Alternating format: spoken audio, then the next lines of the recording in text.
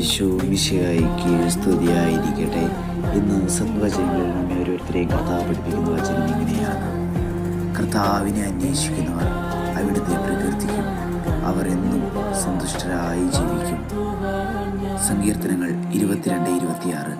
ഈ വചനം വെളിപ്പെടുത്തുന്നത് ഇങ്ങനെയാണ്. നിങ്ങളെല്ലാവരും ഓർക്കുക, കർത്താവിനെ അന്വേഷിച്ചവർ എപ്പോഴും സന്തോഷത്തിലായിരിക്കും.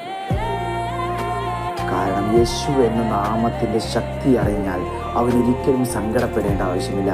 കാരണം സങ്കടം നിൻ്റെ ഉള്ളിലുണ്ടെങ്കിൽ അപ്പോൾ നീ ഓർക്കണം, എൻ്റെ രക്ഷകനായ യേശു ക്രിസ്തുവിൻ്റെ കൂടെ ഉണ്ടെന്ന് നീ ഓർക്കണം. അവൻ വന്ന് എൻ്റെ ശത്രുക്കളെ എൻ്റെ കാൽ കീഴിലാക്കി തരും. കാരണം അത്രത്തോളം സ്നേഹമാണ് എൻ്റെ യേശുവിന് എന്നോടുള്ളത്.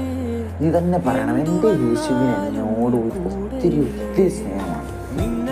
ഈ കർത്താവിന് മുമ്പിൽ പോയി പറയാം. ആ കർത്താവിനെ നമുക്ക് നന്ദി പറയാം.